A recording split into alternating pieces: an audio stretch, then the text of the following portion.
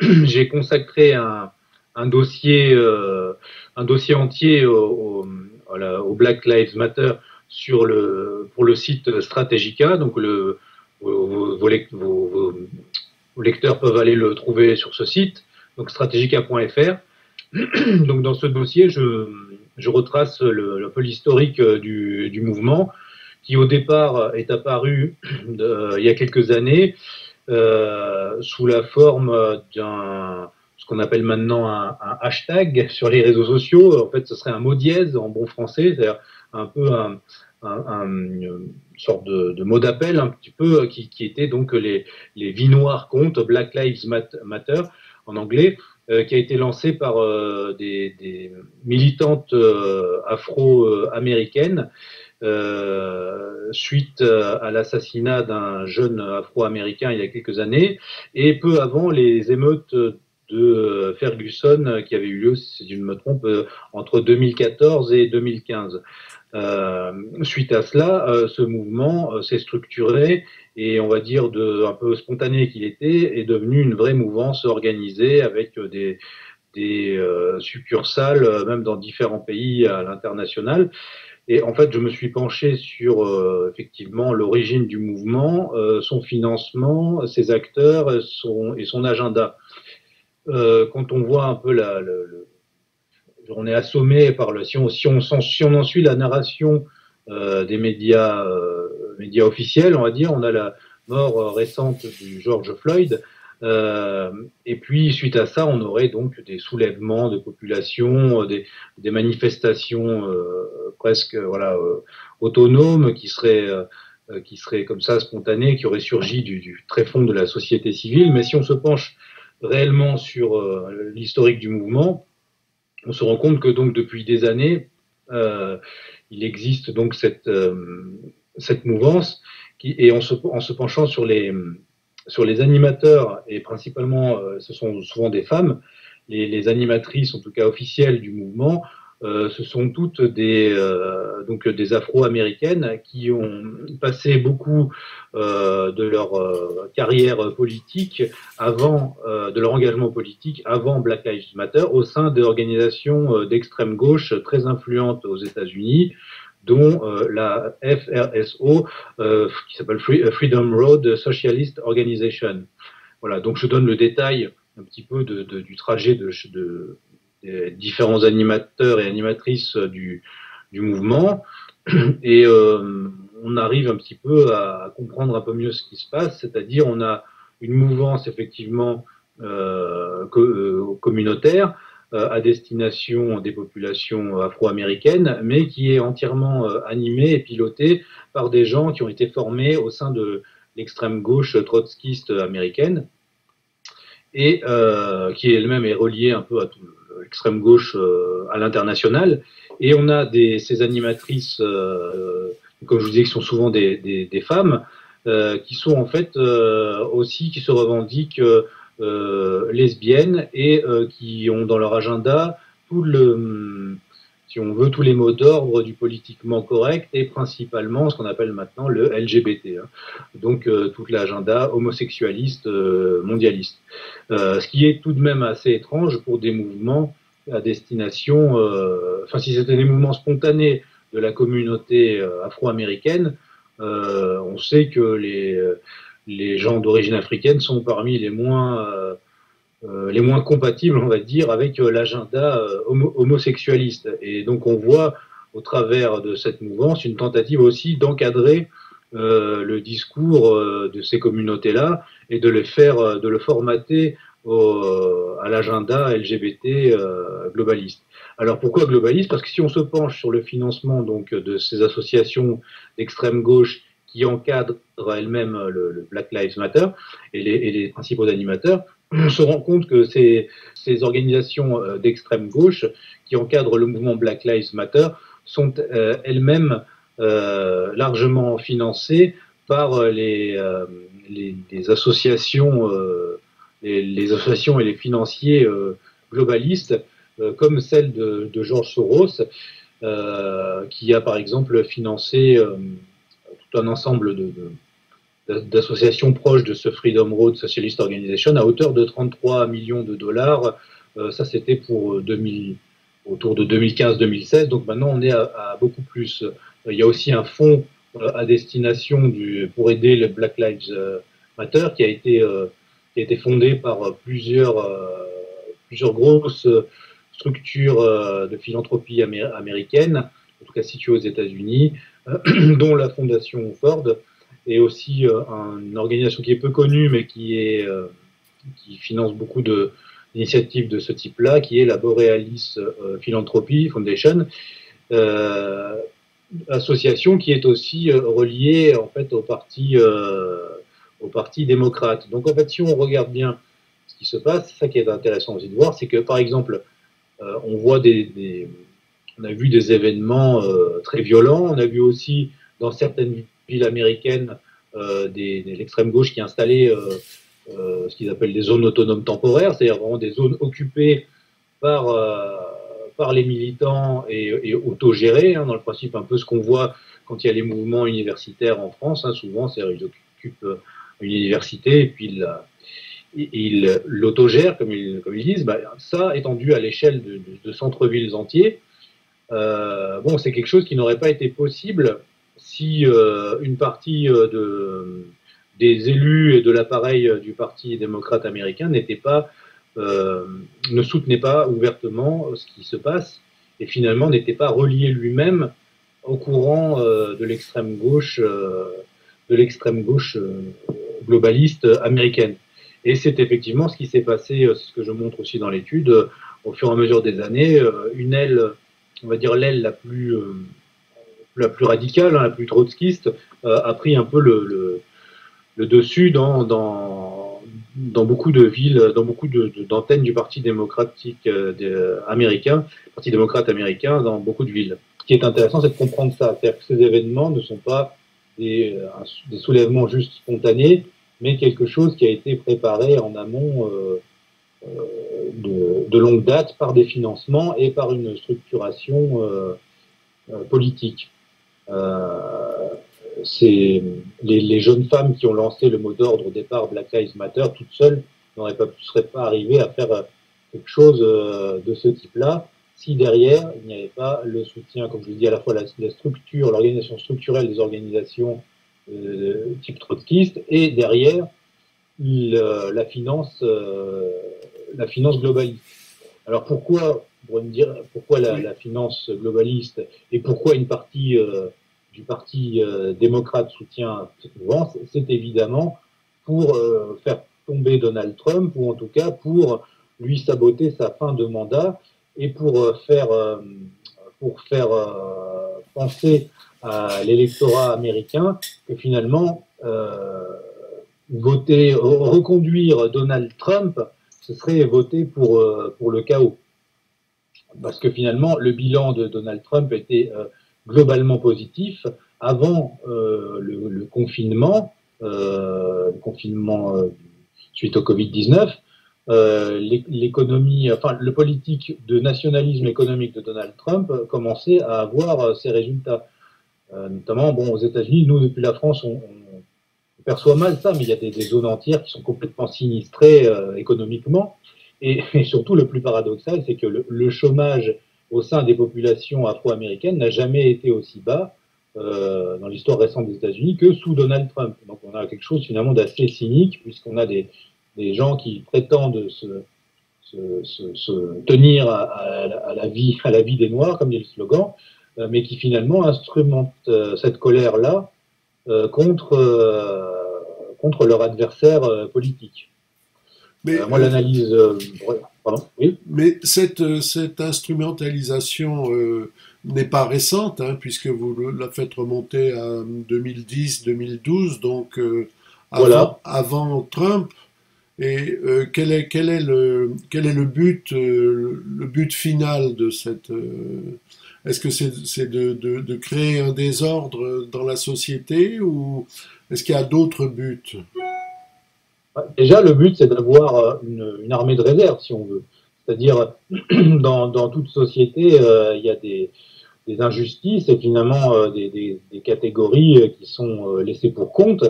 ben, il faut reprendre ces catégories de population en main et pouvoir en faire une armée de réserve pour l'utiliser à l'occasion. Alors la société américaine est une société très fracturée. Le projet de Donald Trump, justement, c'était d'essayer de juguler cette fracturation et cette hétérogénéité et de redonner un peu un sens politique à l'Amérique contemporaine. Et en fait, si vous voulez, faut toujours voir qui finance, parce que ceux qui payent commandent.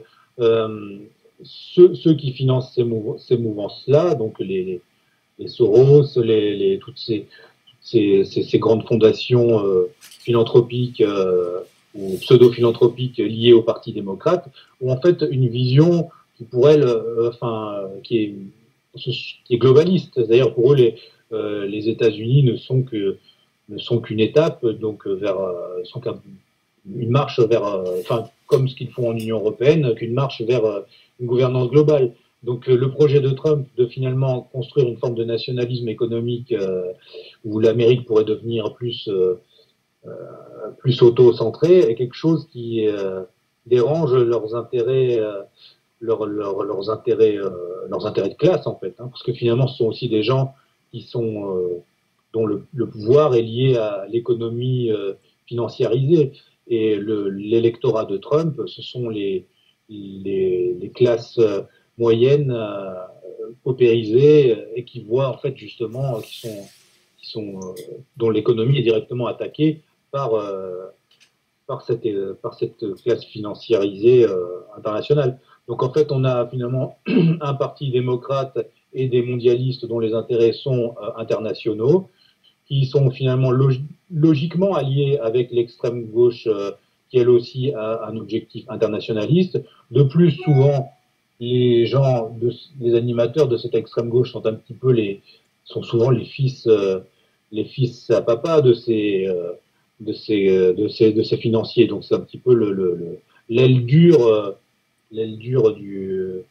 du capitalisme financiarisé. C'est un petit peu le mythe de l'extrême gauche, c'est toujours de faire croire qu'ils sont anticapitalistes, mais ils sont contre quel capitalisme? En fait, finalement, ils sont contre le capitalisme des classes moyennes et le capitalisme entrepreneurial, mais ils sont clairement soutenus, et en fait, c'est quelque chose qui est récurrent à travers tout le XXe siècle, et finalement, quand on connaît l'histoire réelle des mouvances d'extrême gauche, et principalement du trotskisme, c'est d'avoir toujours été financé de l'extérieur par la finance internationale pour affaiblir les nations et les nationalismes. Voilà. Donc là, on a cette tentative de ce qui s'est passé avec l'élection de Trump en 2016, c'est quelque chose, c'est un coup très dur qui a été porté au projet mondialiste à l'échelle internationale, puisque le projet globaliste s'est toujours appuyé principalement sur les États-Unis. Avec l'élection de Trump, on a une volonté d'une partie d'une partie du complexe militaro-industriel américain de se réorienter et finalement de devenir plus occidentaliste que globaliste. On le voit dans la politique qui est suivie par Donald Trump à l'international, on le voit par les sorties régulières que fait le secrétaire d'État Mike Pompeo, à la fois contre l'ONU, mais aussi contre les rivaux géostratégiques contemporains de l'Amérique, des intérêts américains, que peut être principalement la Chine, mais aussi l'Iran et d'autres. Donc on a une confrontation globale où en fait l'administration Trump a une volonté de réorienter la politique américaine et aussi au niveau du soutien à Israël. L'administration Trump est une administration qui est très, très pro-sioniste, tout en étant très anti-globaliste au sens du soutien à un projet de fin des États-nations. Donc ça aussi, ce sont des clivages qui sont intéressants à observer. Ceci dit, malgré cela, on a vu récemment je crois, quelque chose comme 400 associations juives et comment dire, et synagogues aussi, qui ont soutenu, qui ont lancé un appel public à soutenir le Black Lives Matter, le mouvement Black Lives Matter. Donc tout ça, en fait, on a des fractures un petit peu dans tous les sens. Et le problème, c'est que il est plus compliqué de construire un projet politique où on cherche à gommer l'hétérogénéité des forces en présence, comme ce que veut faire Trump, et finalement un projet où il est plus simple de semer le chaos en instrumentalisant les tensions et la colère des populations. Avec la crise économique consécutive au confinement et à la pandémie, que celle-ci soit réelle ou plus ou moins médiatique, on va avoir d'autant plus de mécontents et de gens qui vont être laissés sur le carreau et qu'il sera facile de récupérer et d'essayer d'orienter orienter la colère dans une direction, direction qu'on veut. Donc, vous faites l'état également de ce mouvement en France. Enfin, vous rappelez qu'il y a une personne en France qui a pris la tête de ce genre de mouvement. Est-ce que vous pouvez nous en parler un petit peu? Oui, alors en France, effectivement, on a vu assez vite émerger une tentative de greffer aussi cette mouvance-là sur les problématiques francophones, on va dire. Donc on a la sœur d'Adama Traoré, là, Assa Traoré, donc ce jeune homme là aussi qui donc Assa Traoré elle-même donc a le profil un petit peu qui ressemble aux animatrices américaines de Black Lives Matter, c'est-à-dire elle a elle-même un membre de sa famille qui a effectivement subi quelque chose qu'elle estime être une injustice, et donc, mais au-delà de ça, son engagement a été aussi pris en main par l'extrême gauche là pour le coup francophone. Étrangement, effectivement, on a vu que Assa Traoré a travaillé dans une fondation liée à la fondation Rothschild, et qu'en fait elle a pu bénéficier d'un arrêt de travail qui lui a permis de mener ses activités militantes et même d'aller sur les plateaux télé alors qu'elle était censée être en arrêt de travail. Bon, on a des choses comme ça, que là aussi je donne le détail dans l'étude, qui sont assez étonnantes. Mais surtout, ces gens-là, bon, ils ne sont que sont que des roupages finalement, parce que quand vous arrivez avec l'argent nécessaire, vous trouvez le personnel militant qu'il vous faut, quoi. Il suffit d'arroser les bonnes personnes et après ça tourne.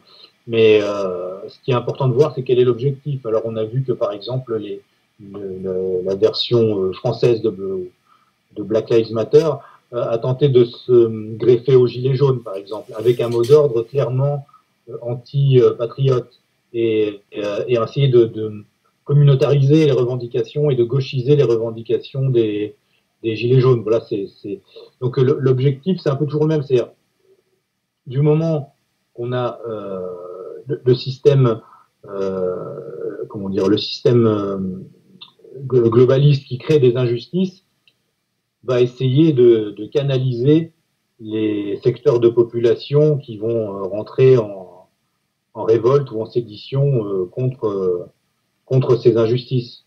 Et donc ils vont créer des discours adaptés aux différentes communautés pour les encadrer, et aussi justement pour communautariser les revendications, pour d'une certaine manière les désocialiser ou enlever les aspects plus économiques et les centrer sur les aspects communautaires, ce qui est le meilleur moyen de court-circuiter des mouvements sociaux. Et c'est d'autant plus facile à faire dans des sociétés multiculturelles. Aux États-Unis, bon, maintenant on arrive presque aux portes de la guerre civile. En France, progressivement, ils vont essayer aussi d'aller dans cette direction. Je voyais récemment là sur des images sur les réseaux sociaux aux États-Unis défilés de Black Panthers ou de gens qui se revendiquent des Black Panthers armés, mais de centaines de personnes, centaines de militants noirs armés, gilets pare-balles, fusils, certains fusils d'assaut, qui défilaient dans les rues. Donc voilà, donc, bon, aux États-Unis, vous avez des gens comme ça, vous avez de l'autre côté des gens, des milices nationalistes blanches qui elles aussi sont armées. Donc, si la situation continue à pourrir, on ne sait pas jusqu'où ça peut aller. D'autant que si on regarde l'histoire américaine, la seule guerre qu'ils ont connue sur leur sol, c'est justement une guerre de sécession, une guerre civile. Donc on peut penser que le projet globaliste, si, de toute façon, ce qui est clair, c'est que les choses sont liées à l'international. L'élection de Trump a favorisé à l'échelle de l'Occident la montée du souverainisme, du populisme. Donc c'est un peu une sorte de combat planétaire, si on veut, entre deux forces. Mais ça ne veut pas dire que le régime de Trump est parfait, surtout pour nous, Européens, notamment ce qui concerne les questions au Moyen-Orient ou des questions géopolitiques. C'est plus que problématique pour les orientations françaises et européennes. Mais à l'échelle de ce que nous préparent les globalistes et leur projet de gouvernance globale, mondiale, post-nationale,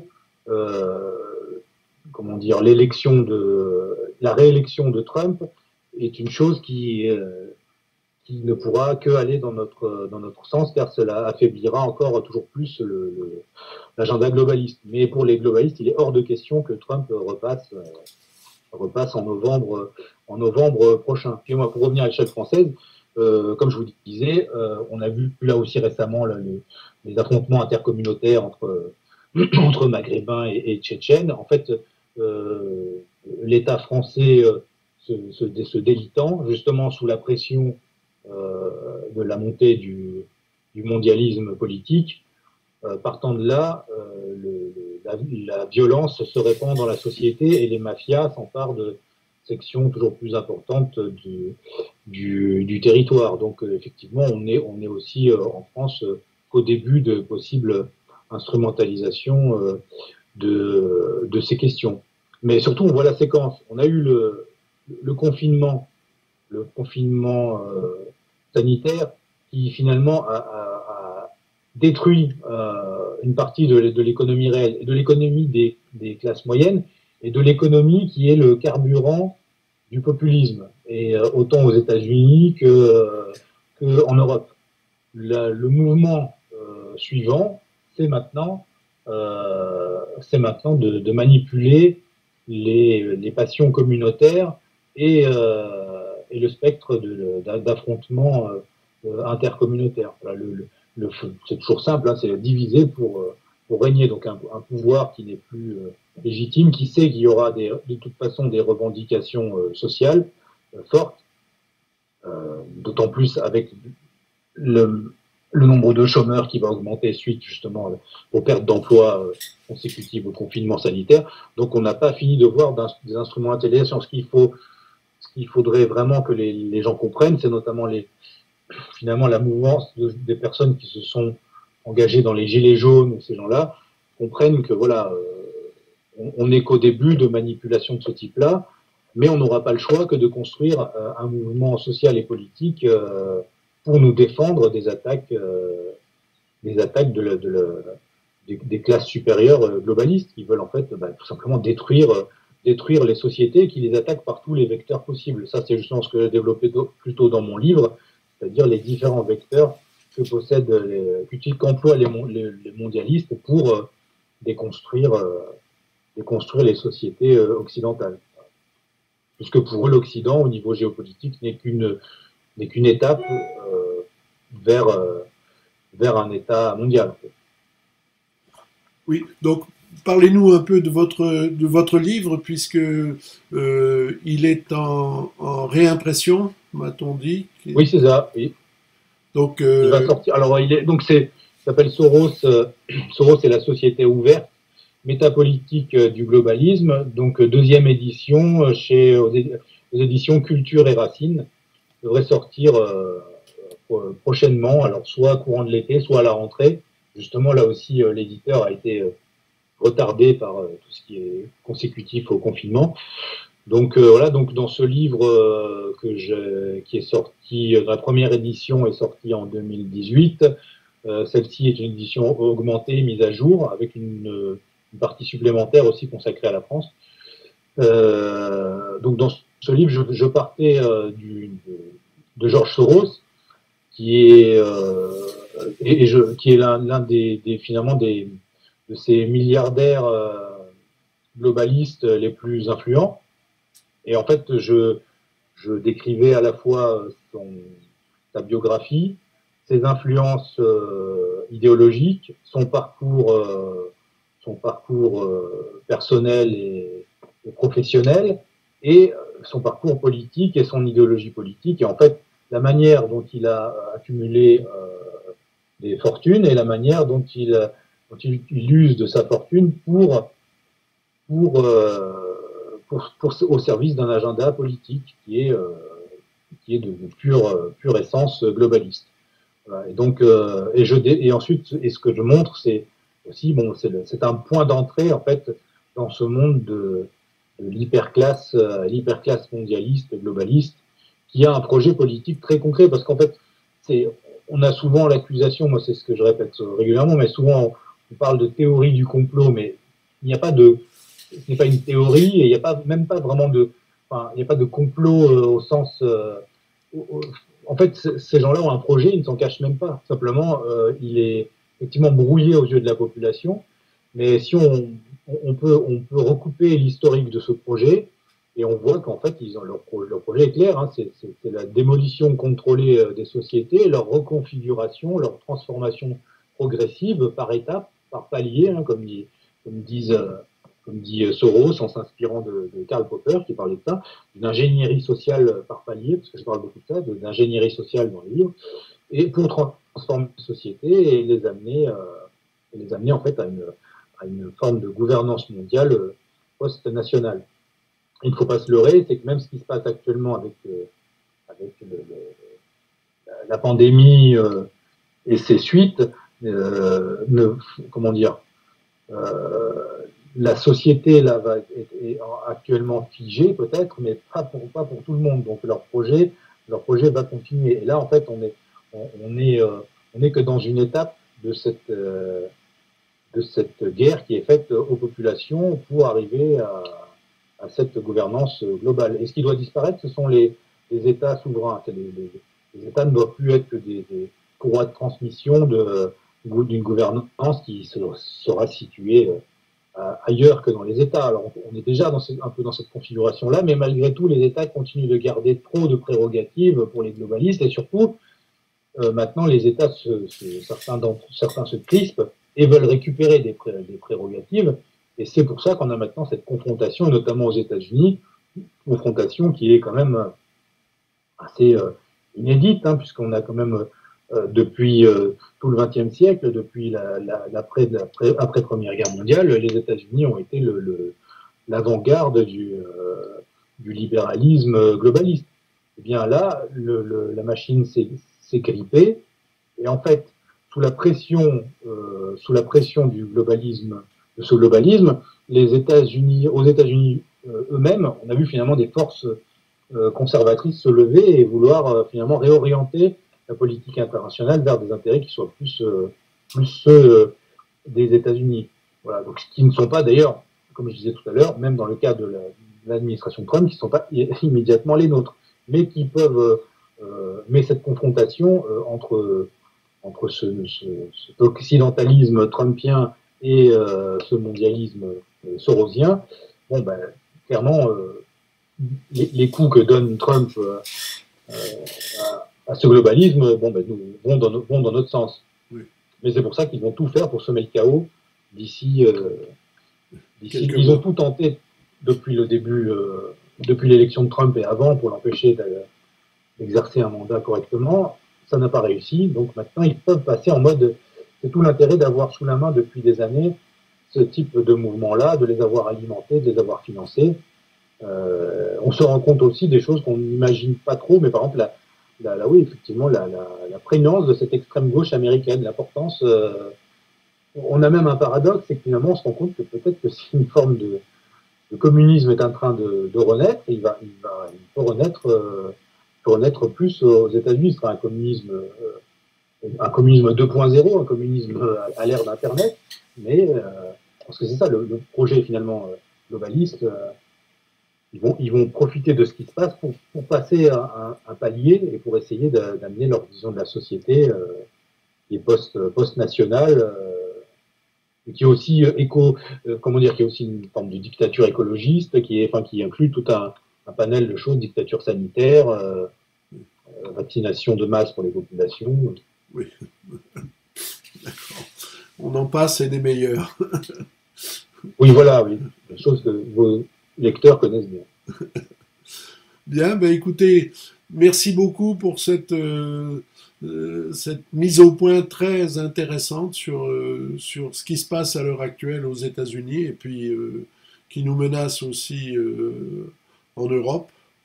Et puis, ben, à votre disposition, dès que votre bouquin est réédité pour le faire savoir et pour le mettre à la disposition de nos lecteurs. Merci à vous, puis, bravo pour votre travail, à vous aussi, et bonne continuation. Merci. Voilà, vous pouvez trouver, si vous voulez, toutes les informations dont je vous ai parlé, plus en détail, plus sur le site auquel je participe, qui s'appelle strategica.fr. D'accord. Bah, voilà.